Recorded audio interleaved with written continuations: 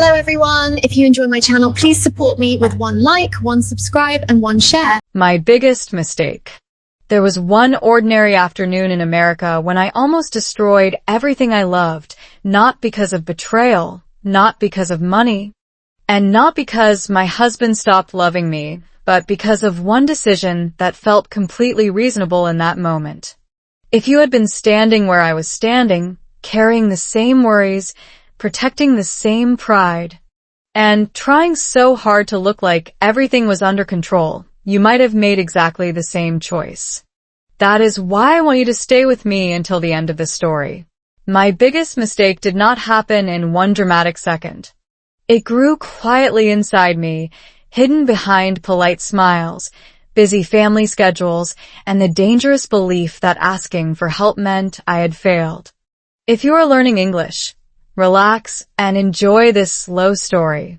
The English is simple, the emotions are real, and somewhere inside the story, you may recognize a piece of your own life.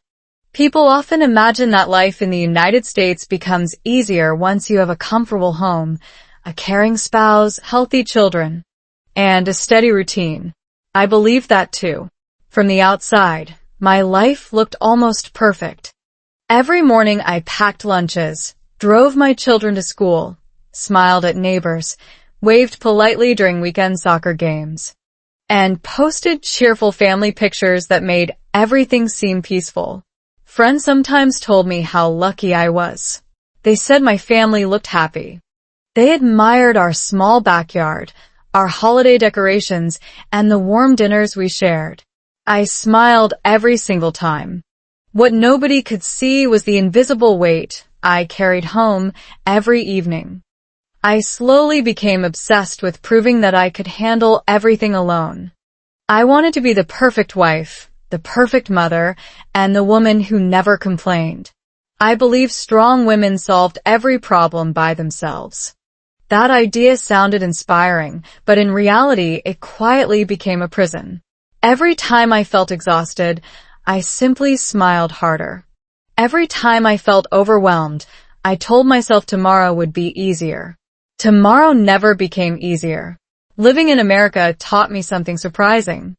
Independence is respected here, but healthy families also know when to ask for support. I completely misunderstood that lesson. I confused independence with isolation. Instead of accepting kindness, I rejected it. Instead of sharing my fears with my husband, I hid them behind confidence. I thought I was protecting my family. Looking back now, I realize I was protecting my pride instead. Psychologists often explain that chronic stress changes the way the brain makes decisions. When people remain under pressure for a long time, the brain focuses on survival instead of clear thinking. Small problems begin to feel like personal failures. Even simple conversations become difficult because the mind is busy defending itself instead of listening. I did not know any of this at the time. I simply believed I needed to try harder. Ironically, trying harder without changing my mindset only pushed me closer to my biggest mistake. One evening, my husband noticed I had become unusually quiet. He gently asked whether everything was all right. It was such a simple question. It should have been easy to answer.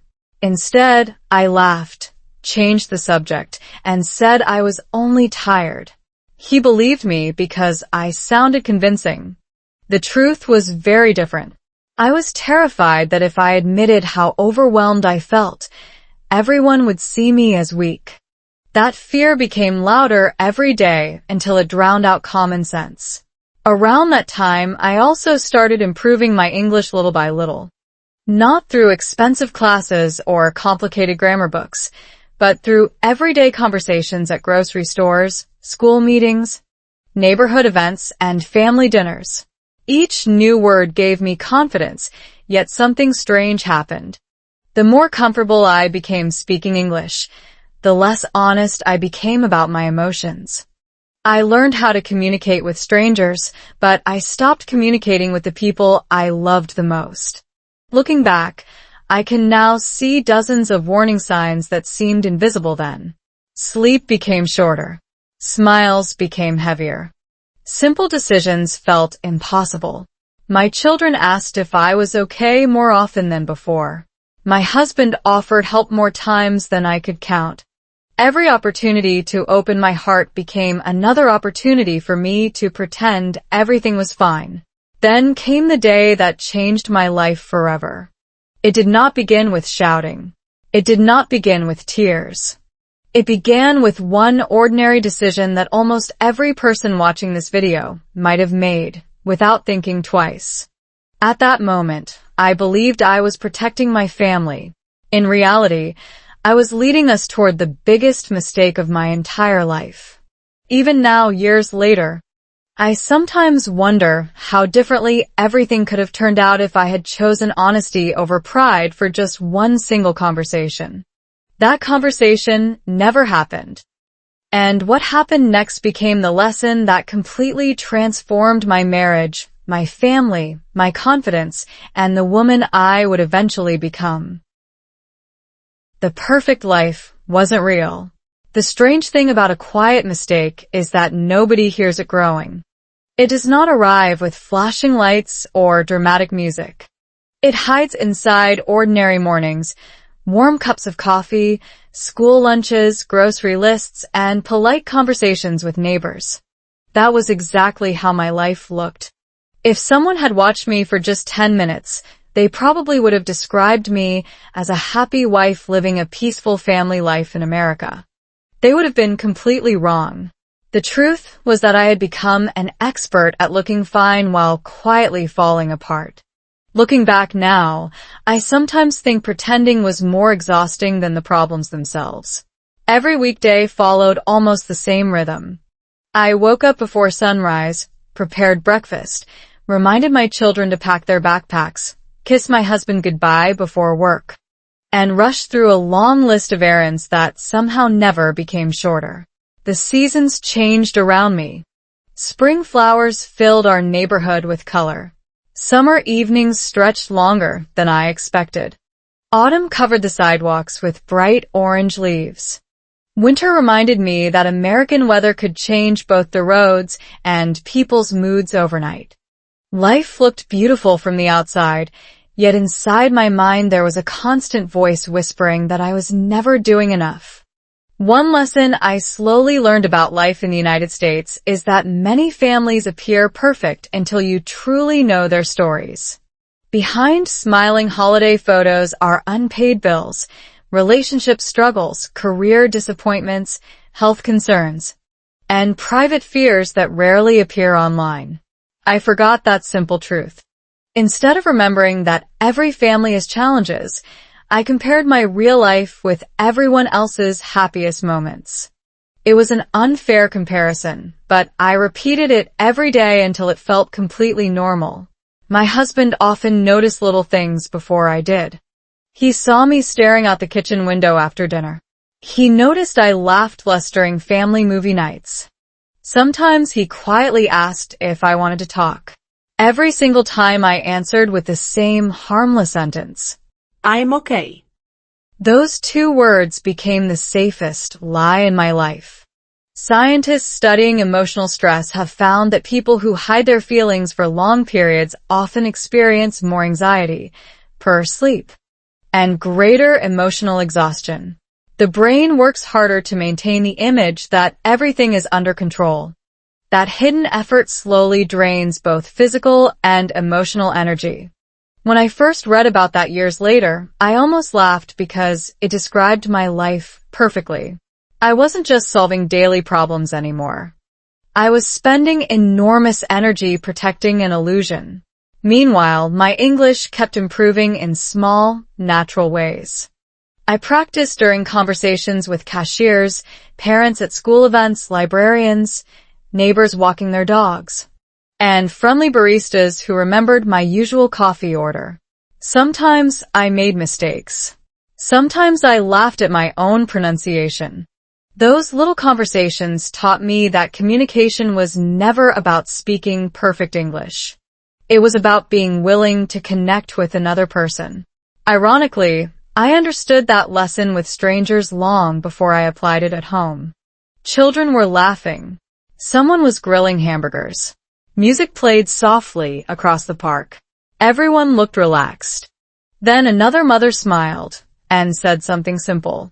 "You always seem so calm. I wish I handled life as well as you do." I smiled politely and thanked her. Inside, I wanted to cry.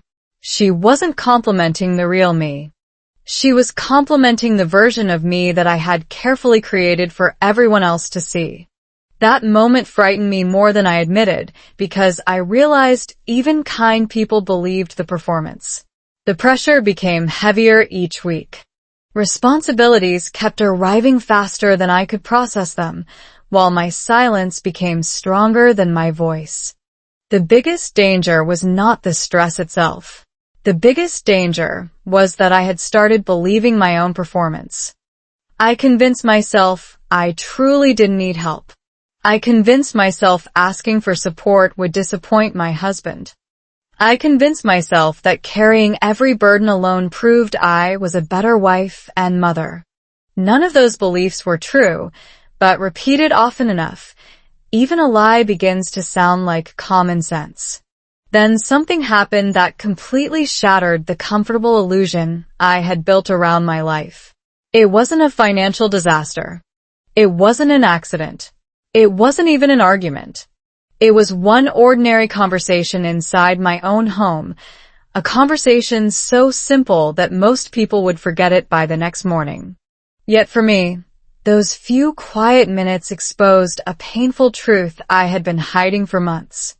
My husband asked one unexpected question, and before I could answer, I realized he already knew that the smiling woman everyone admired no longer existed. The woman standing in front of him was exhausted, frightened, and dangerously close to making the biggest mistake of her entire life. I ignored every warning. Some mistakes don't begin the moment you make a bad decision. They begin the first time you ignore the quiet voice inside your head that whispers, "Something isn't right." Mine started long before I realized it. Looking back now, I can clearly see dozens of warning signs scattered across ordinary days, almost like little road signs telling me to slow down. The problem was not that the signs were hidden. The problem was that I believed stopping would make me look weak. If someone had asked me then whether I was happy, I would have answered yes without hesitation. Today, I know I wasn't answering with honesty. I was answering with habit. One Monday morning looked exactly like every other Monday. I prepared breakfast while checking my children's school calendar, answered a message from another parent, folded laundry, cleaned the kitchen, and mentally planned dinner before 9 o'clock. Nothing unusual happened. Yet I remember standing in front of the sink for several seconds, staring at running water, without remembering why I had walked into the kitchen. It lasted only a moment, but something inside me felt strangely empty. Instead of asking myself why, I blamed being busy and hurried to the next task. That became my solution for everything. Move faster. Stay busier. Think less. Life in America rewards responsibility, but I slowly misunderstood what responsibility really meant. I believed a good wife should never become a burden. A good mother should always stay positive. A strong woman should solve every challenge quietly. Those ideas sounded admirable on the surface, yet they slowly trapped me inside expectations that no real person could meet. My husband never asked me to be perfect. My children certainly didn't expect perfection. I was the only person demanding the impossible. Researchers studying emotional resilience have discovered that chronic stress often reduces self-awareness. The brain becomes so focused on completing today's tasks that it stops noticing its own emotional exhaustion. People continue functioning, smiling, working, and caring for others while quietly losing the ability to recognize their own limits. When I eventually learned about this, one sentence stayed with me forever. You cannot solve a problem that you refuse to admit exists. That sentence described my life more accurately than any diary ever could. The warning signs became impossible to ignore, but I ignored them anyway. I stopped enjoying little family traditions that once made me smile. Weekend walks felt like another responsibility instead of a chance to relax. I laughed less during dinner conversations. Answered questions with shorter sentences.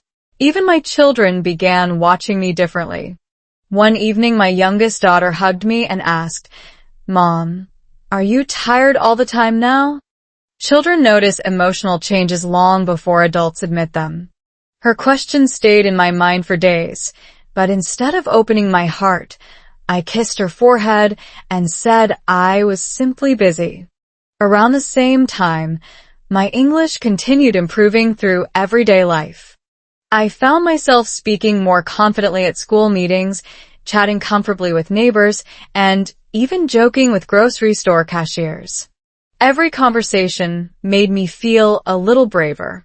I learned that making grammar mistakes was far less embarrassing than remaining silent. Ironically, I became more confident speaking English than speaking honestly about my own emotions. It is a strange contradiction, but many people experience it. Sometimes finding the right words is easier than revealing the truth behind them. Then my husband did something unexpected. He stopped offering advice. Instead, he started observing. He watched me skip meals because I claimed I wasn't hungry. He noticed I stayed awake after everyone else had gone to bed. He realized I apologized for tiny things that were never my fault. One evening, while we were cleaning the kitchen together, he quietly turned off the running faucet, looked directly into my eyes, and asked, "When is the last time you felt truly happy?" The room became completely silent. I opened my mouth to answer immediately. Nothing came out.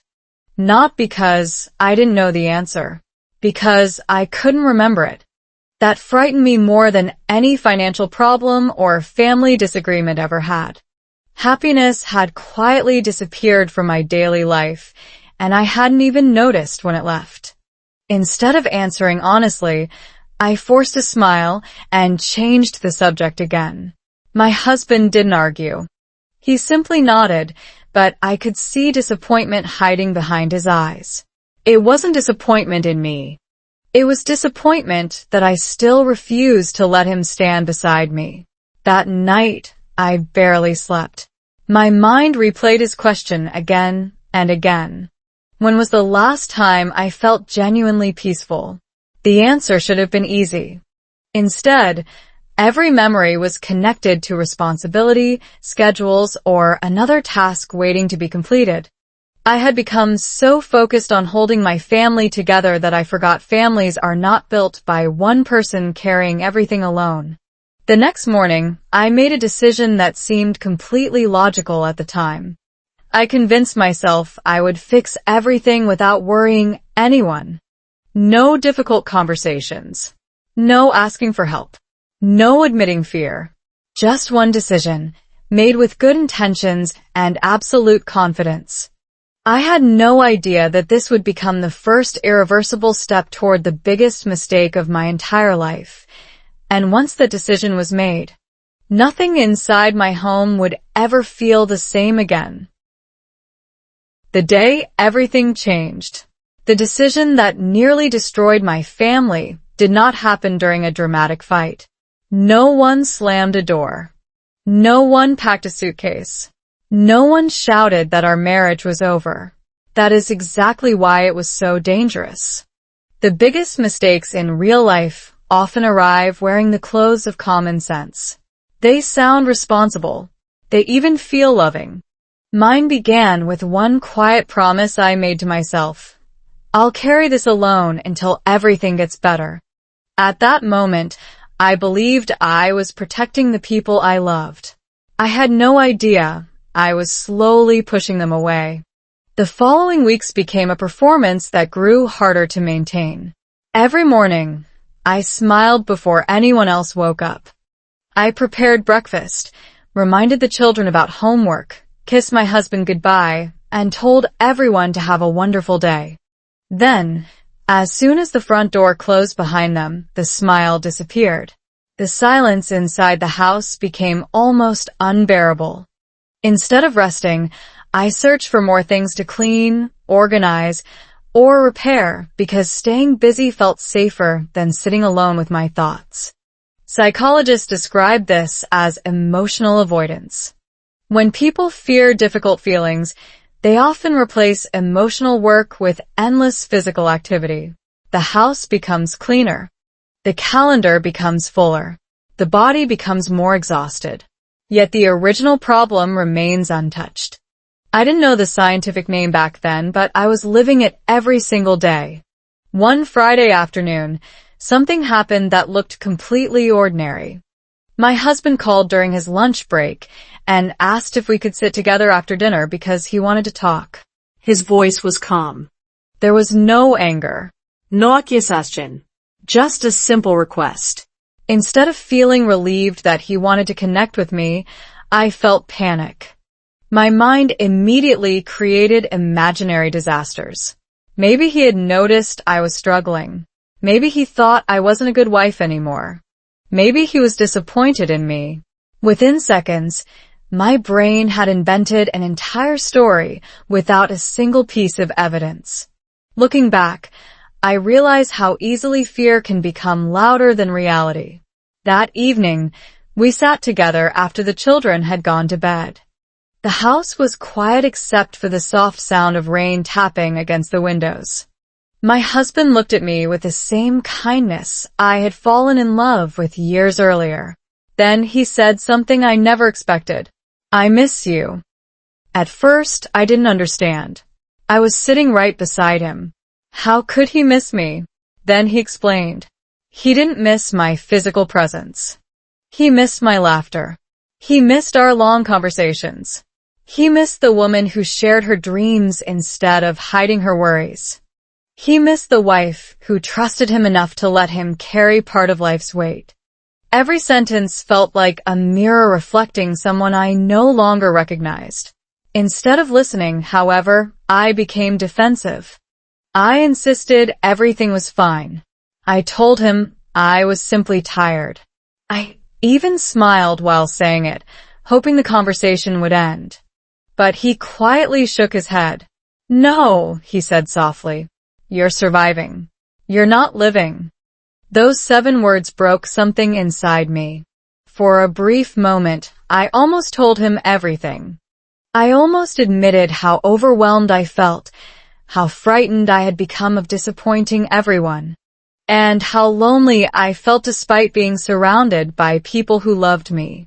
The truth was standing at the edge of my lips. Then my pride spoke first. I told him I didn't need anyone worrying about me. I said I could handle everything. I even thanked him for caring before ending the conversation myself. That was my biggest mistake. Not because asking for space is always wrong. Not because independence is bad. But because I rejected the very person who had spent years proving he wanted to stand beside me, not above me. Researchers consistently find that healthy marriages are built less on perfection than on emotional openness. Couples who regularly express vulnerability and accept support tend to develop stronger trust during stressful seasons. Looking back now, I wasn't protecting my marriage by staying silent. I was unknowingly removing the bridge that connected us. Over the next several days, my husband stopped asking if I was okay. Not because he stopped loving me, because he believed I truly wanted to face everything alone. The distance between us wasn't created by anger. It was created by silence. Even our children noticed the change. Family dinners became quieter. Conversations became shorter. Laughter appeared less often around the table. Nothing looked broken from the outside. Yet inside our home, an invisible wall had started growing higher every day. I wish I could tell you that I recognized my mistake immediately. I didn't. In fact, I convinced myself I had done the right thing. I believed I had protected my family from unnecessary stress. What I couldn't see was that my silence had already become the greatest source of stress inside our home. Then, only a few days later, something completely unexpected happened. Something so ordinary that almost anyone could overlook it. Yet it forced me to confront a truth I could no longer escape. In a single moment, I realized my biggest mistake was no longer just hurting me. It was beginning to change the people I loved most. And that realization terrified me more than anything I had ever faced before. Looking at myself honestly, sometimes life does not wake you up with a disaster. Sometimes it sends you a small moment so ordinary that you almost ignore it. Mine happened on a quiet Tuesday evening in our living room. My husband was helping our youngest daughter finish her homework while I folded laundry on the couch. The television was off. The house felt peaceful. Then my daughter looked up from her notebook, smiled innocently, and asked a question that froze every thought in my mind. "Mom, why don't you smile like you used to?" She wasn't criticizing me. She wasn't trying to hurt me. She was simply describing the truth that every child could already see, but I refused to admit. In that single second, I realized my biggest mistake was no longer hidden inside me. It had quietly become part of my family's everyday life. I laughed softly and tried to make a joke, but nobody laughed with me. My husband looked down without saying a word. My daughter returned to her homework, completely unaware that she had just broken the strongest wall I had spent months building. Children often notice emotional changes before adults do because they pay attention to faces, voices, and small routines instead of explanations. They don't need complicated psychology. They simply notice when love feels different. That night, after everyone had gone to bed, I stayed alone in the kitchen with only the small light above the stove. For the first time in months, I stopped cleaning. I stopped planning tomorrow. I stopped pretending to be productive. I simply sat there listening to the quiet sound of the refrigerator and my own breathing. It felt uncomfortable because silence no longer allowed me to escape myself. I remembered a study I had once read about emotional burnout. Researchers found that people under long-term stress often lose the ability to recognize their own emotional state accurately. They believe they are functioning normally because they continue completing daily responsibilities, but internally they become disconnected from joy, hope, and even simple gratitude. Recovery usually begins with one difficult step, not solving every problem, but admitting the truth without excuses. That sentence echoed inside my mind as if someone had written it specifically for me. For the first time, I asked myself questions I had avoided for months. Why was I so afraid of accepting help? Why did I believe struggling alone made me stronger? Who had convinced me that being a good wife meant never showing weakness? The answer surprised me. None of those beliefs had come from my husband. None had come from my children. They had all come from my own fear of disappointing people. I had created impossible expectations and then punished myself every day for failing to meet them. The next morning, I watched my family more carefully than usual. My husband quietly made coffee for both of us before leaving for work. My son carried groceries inside without being asked. My daughter left a small handwritten note on the refrigerator that simply said, "Love you, Mom." Suddenly, I saw something I had completely missed for months. My family had never expected perfection from me. They had been offering love the entire time. I was the one refusing to receive it. Around this period, my English practice also changed in an unexpected way. Instead of focusing only on learning new vocabulary, I started paying attention to simple emotional expressions people used every day. Phrases like, "I need help," "I'm overwhelmed," "Can we talk?" and "I'm not okay today" sounded surprisingly powerful. They were short, easy to understand, and spoken naturally by confident people. That completely changed the way I viewed communication. Fluency was not about using impressive words. Sometimes the bravest sentence in any language is also the simplest. Even then, changing my habits wasn't easy. Pride rarely disappears overnight. Several times I almost opened my heart to my husband, only to change the subject at the last second. Fear kept whispering that honesty would make me look weak. Yet another voice had started growing stronger. It quietly reminded me that pretending had never made my life better. If months of silence had only created distance, perhaps one honest conversation could begin creating trust again. I barely recognized the tired woman staring back at me. She wasn't broken. She wasn't a failure. She was simply exhausted from carrying burdens that were never meant to be carried alone. For the first time in a very long while, I didn't criticize the woman in the mirror. Instead, I whispered something she desperately needed to hear. You don't have to prove your worth anymore. Those words changed something deep inside me. Not everything. Not yet. But enough to take the first real step. I finally decided that before I could save my marriage, strengthen my family, or rebuild my confidence, I had to do something far more frightening. I had to tell the truth. I had no script, no perfect speech, no guarantee that the conversation would end well. Only one quiet decision to stop hiding behind the image of being strong. The next evening after dinner, I asked my husband if we could sit together for a few minutes. He looked at me with surprise. Then he gently nodded. Neither of us knew it yet, but the conversation that was about to begin would completely change the direction of our marriage, my future.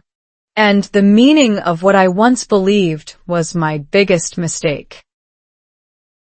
My recovery started small.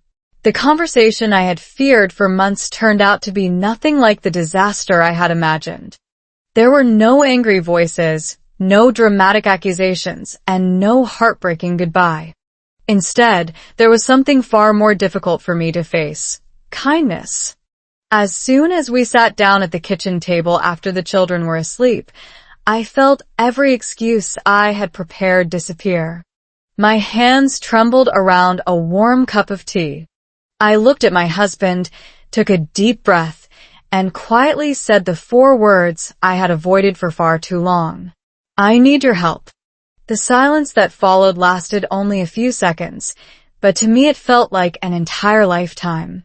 Then he reached across the table, held my hand, and smiled with tears in his eyes. I've been waiting to hear that, he whispered. In that moment, I realized my biggest mistake had never been struggling. My biggest mistake was believing I had to struggle alone. I expected disappointment. I expected questions about why I had hidden everything for so long. Instead, my husband listened without interrupting. For the first time in months, I admitted how overwhelmed I had become, how frightened I was of failing my family, and how exhausted I felt pretending everything was under control. The more honestly I spoke, the lighter my heart became. It was almost shocking. I had spent months carrying invisible weight that started disappearing simply because someone else finally knew it existed. Psychologists often describe this as the power of emotional disclosure. Studies have shown that sharing difficult emotions with a trusted person can reduce stress, strengthen relationships, and even improve physical well-being.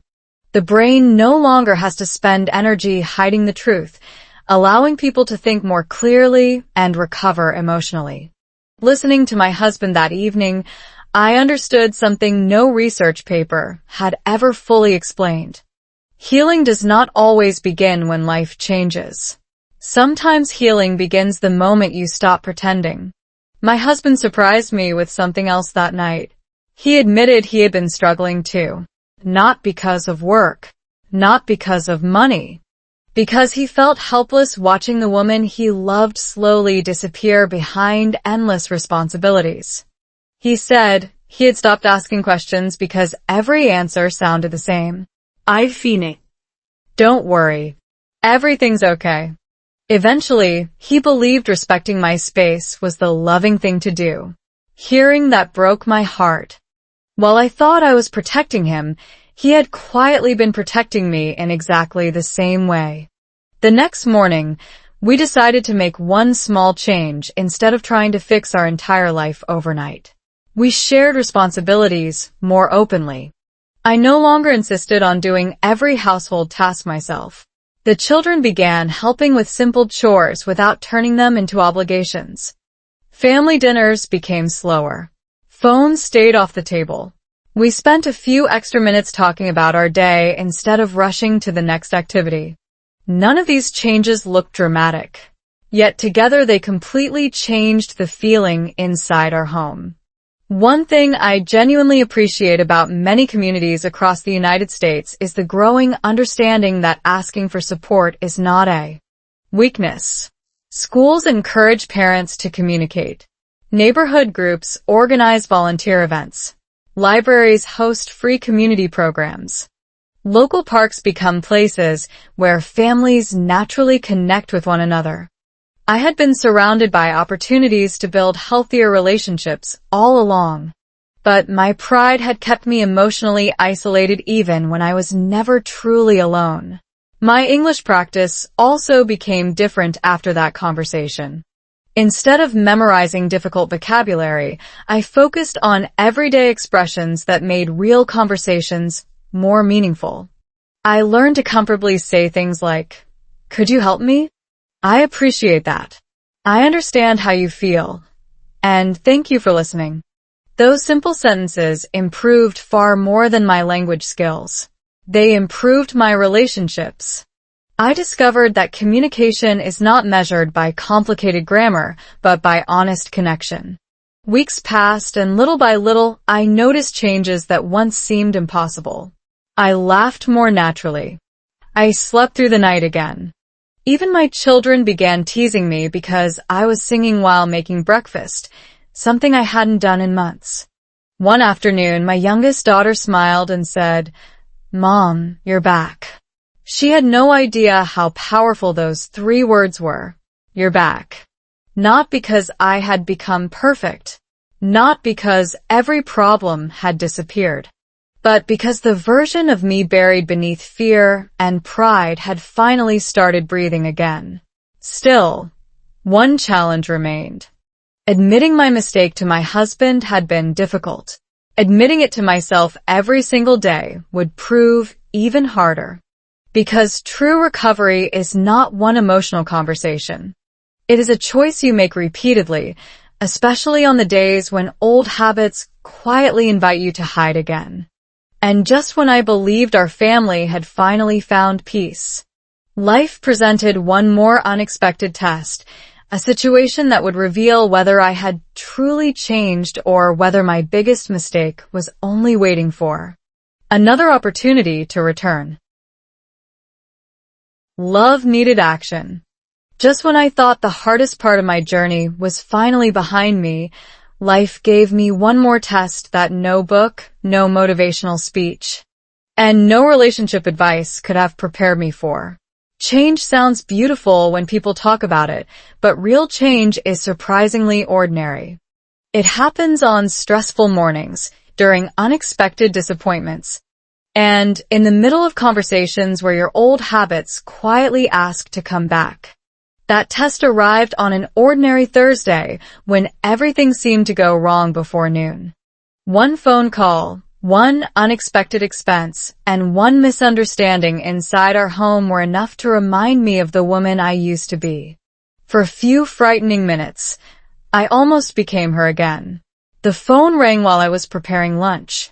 A repair company informed us that an important household appliance had failed and needed immediate replacement. The cost was much higher than we expected. My first reaction was exactly the same as it had always been. I silently began calculating how I could solve the problem alone without telling anyone. I even caught myself thinking, "I'll figure it out. Nobody else needs to worry." Then I stopped. Those words sounded familiar. Too familiar. They were the same words that had started my biggest mistake. For a moment, I stood completely still in the kitchen. Months earlier, I would have hidden the problem until it became impossible to manage. This time, I picked up my phone and called my husband. "I think we need to solve this together," I said. There was a short pause. Then he laughed gently. "That's exactly what families do." It was such a simple sentence, yet it completely changed my perspective. Strong families are not built because life is easy. They become strong because they face difficult moments together instead of separately. Researchers who study healthy marriages often point to one consistent finding. Long-lasting relationships are not defined by having fewer problems. They are defined by healthier responses to those problems. Couples who communicate openly, listen without rushing to judge, and work as a team tend to recover from stressful situations much more successfully than couples who try to win every disagreement. I had spent so much energy trying to appear capable that I forgot marriage was never meant to be a solo performance. That evening, instead of hiding my worries, I shared everything with my husband. We sat at the dining table with notebooks, monthly expenses, and cups of coffee spread across the table. There was no blame. No criticism. We simply talked. Some ideas worked. Others didn't. We laughed at a few ridiculous suggestions. By the end of the conversation, the financial problems still existed, but something much more important had changed. Neither of us felt alone anymore. The atmosphere inside our home slowly transformed over the following weeks. Family dinners became conversations instead of routines. We started asking each other one simple question every evening. What was the best part of your day? The answers were rarely dramatic. My coffee tasted amazing. My teacher told a funny joke. I finally finished a project. The sunset looked beautiful. Those tiny moments quietly reminded us that happiness usually hides inside ordinary days rather than extraordinary events. Instead of seeing parents who silently carried every burden, they saw adults who communicated honestly, apologized when necessary, and supported one another without embarrassment. Children learn far more from what they observe than from what they are told. Without realizing it, my husband and I were teaching them that asking for help is not weakness. It is wisdom. My English practice also became more joyful because it naturally blended into everyday life. We played simple word games during dinner. Sometimes we watched short educational videos together and repeated useful expressions.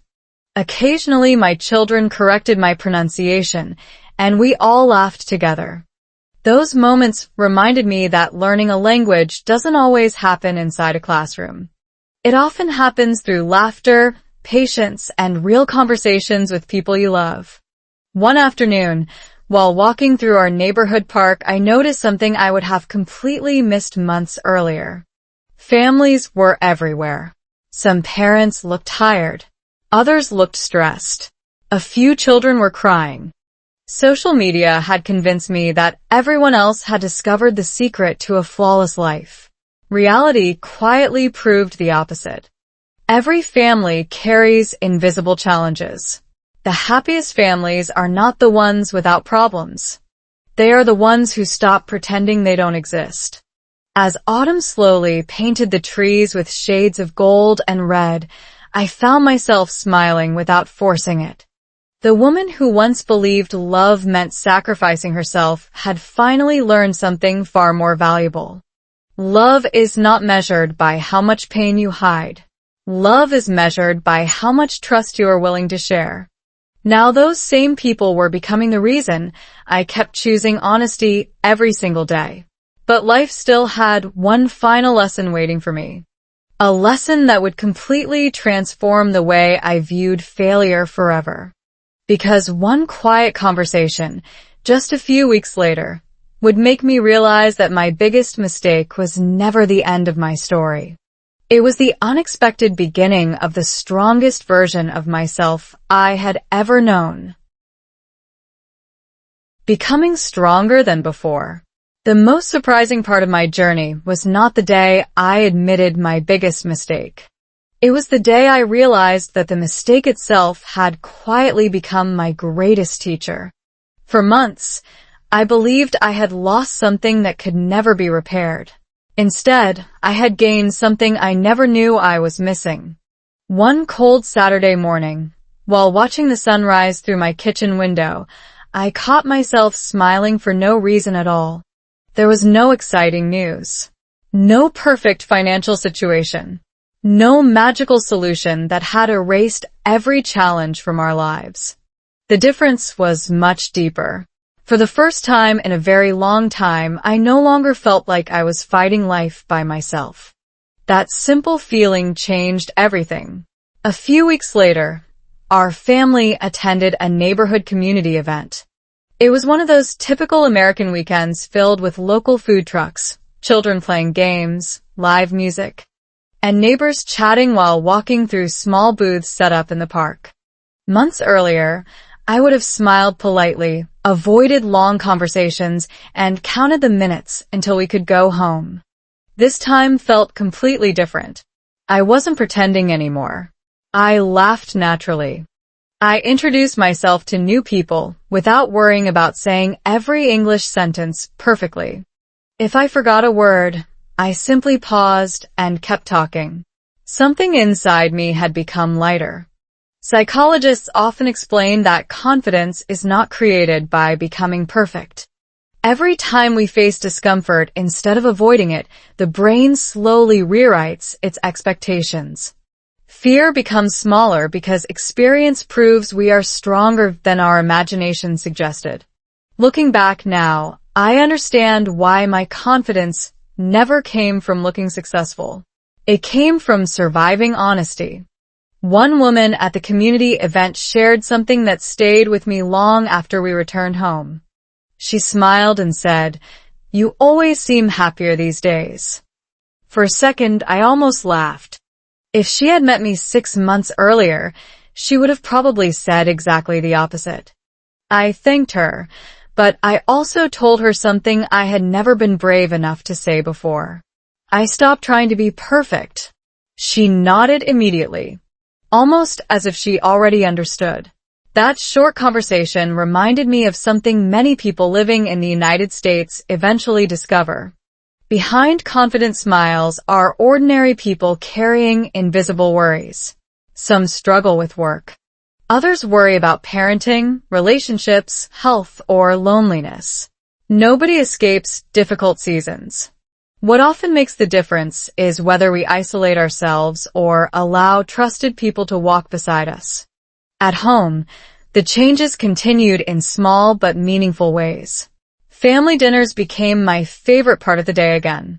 Instead of rushing through meals, we lingered around the table talking about school, funny moments, weekend plans, and sometimes completely silly topics that made everyone laugh.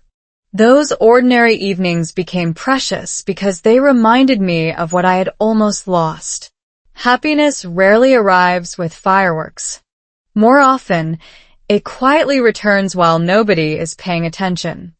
My English learning also became I started reading simple stories aloud for a few minutes each evening. Sometimes I watched slow English videos while cooking dinner. Occasionally, my husband asked me to teach him new expressions I had learned, and we laughed together whenever one of us pronounced a word incorrectly. I finally understood that language learning doesn't have to feel like an exam.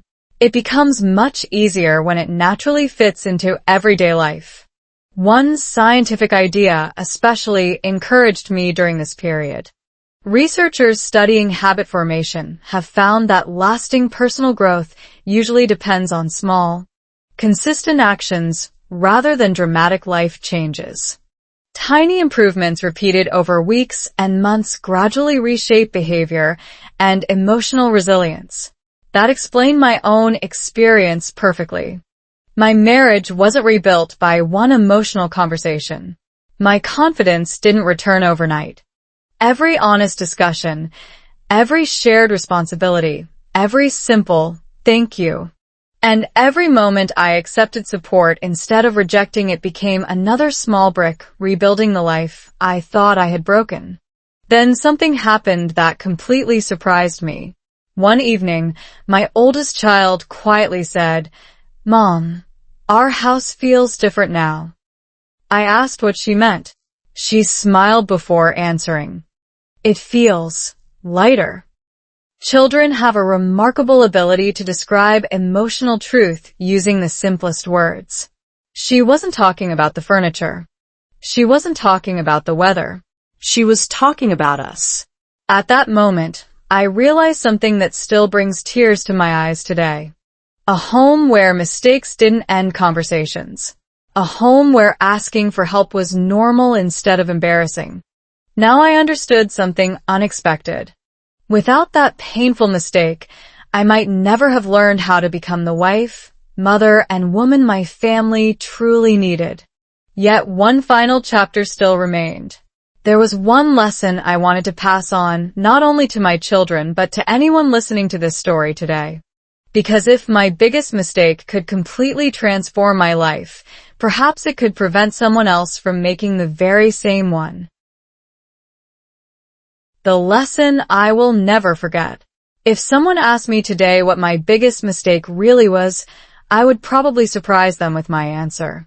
It wasn't one conversation. It wasn't one bad decision.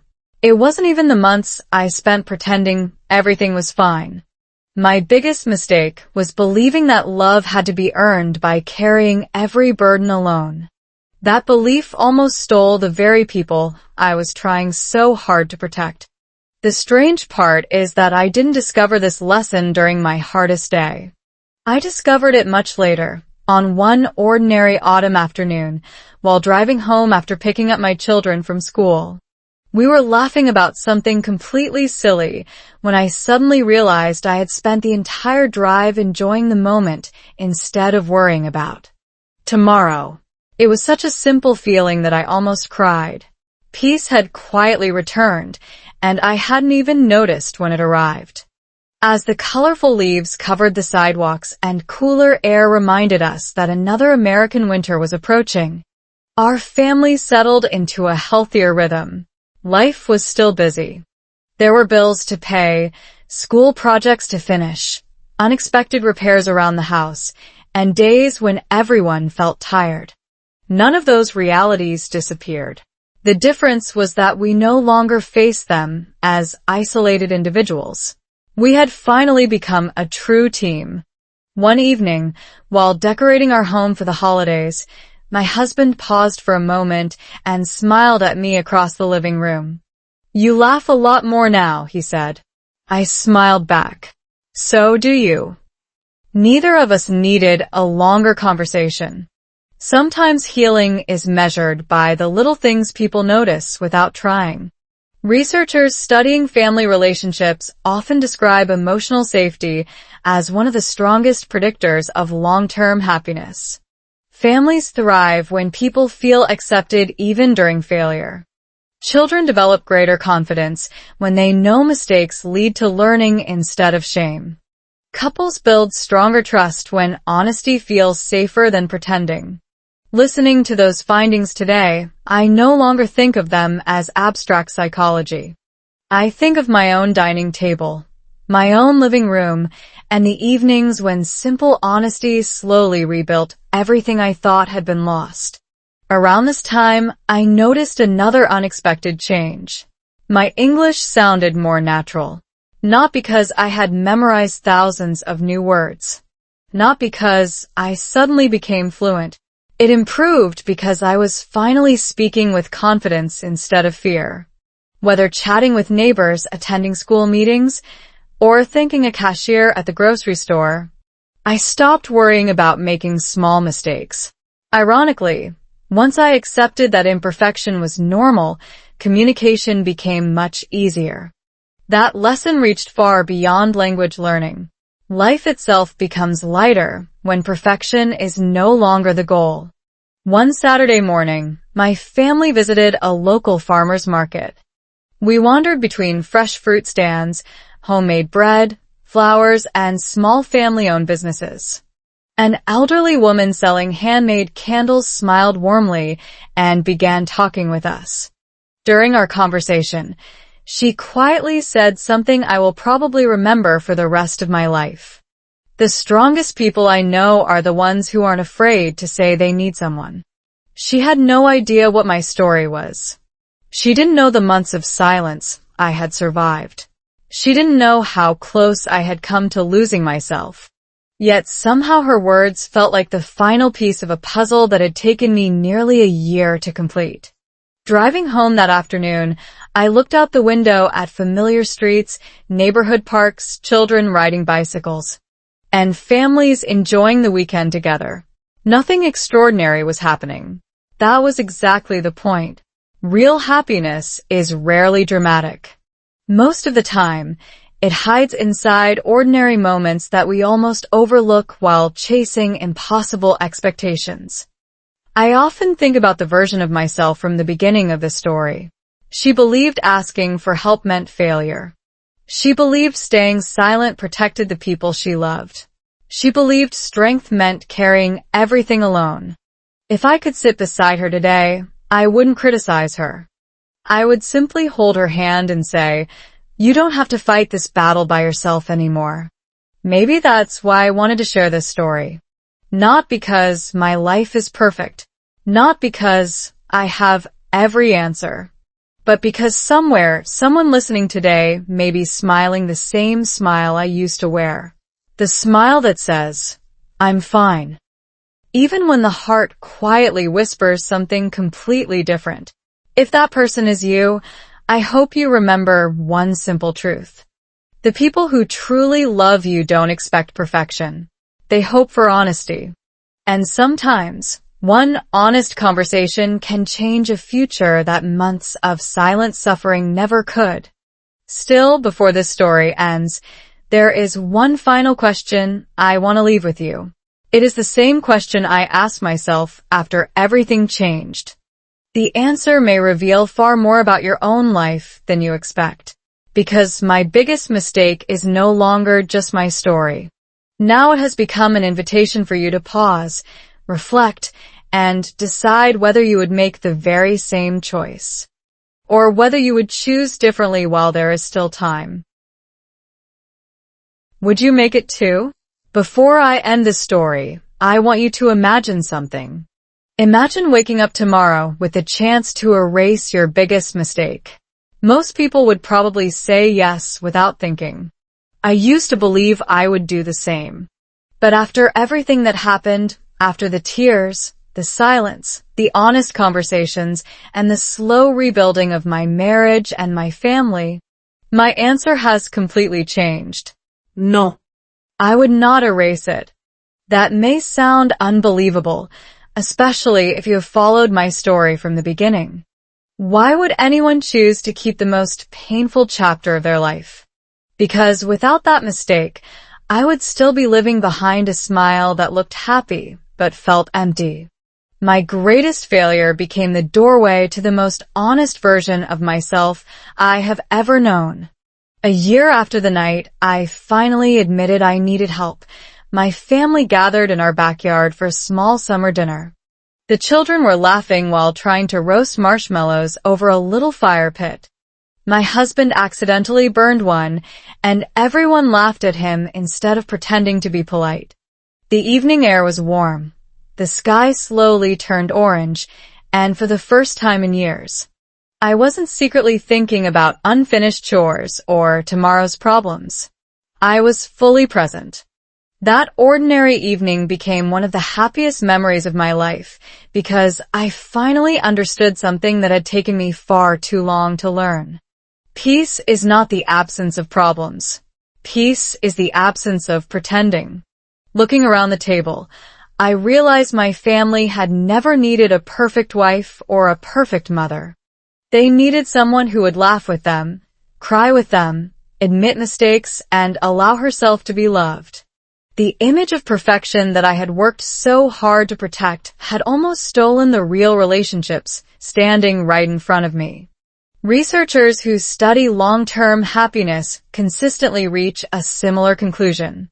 People who maintain close, Trusting relationships experience greater emotional well-being than those who focus only on achievement or independence. Human beings are naturally designed for connection. We recover faster when we feel supported.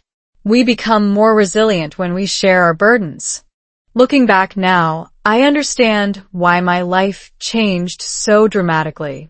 The biggest transformation wasn't financial, practical, or even emotional. It was relational. I finally stopped treating love like a reward for being strong. I started accepting love as a source of strength itself. My English journey quietly continued as part of everyday life. I still listen to slow English stories while cooking dinner. I still learn new expressions during conversations at local stores, school events, and neighborhood gatherings. Sometimes I still made grammar mistakes, and everyone smiled because communication mattered far more than perfection. That became another lesson my children learned naturally. Growth doesn't happen because we never make mistakes. Growth happens because we refuse to stop learning after making them. Every now and then, someone asks me what changed my life the most. They expect me to mention a book, A course. a motivational speaker, a life-changing opportunity. Instead, I always think about one quiet evening at my kitchen table when I finally said 4 simple words. I need your help. Those words rescued far more than my marriage.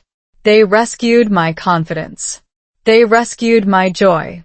They rescued the version of me that had been buried beneath fear, pride, and impossible expectations.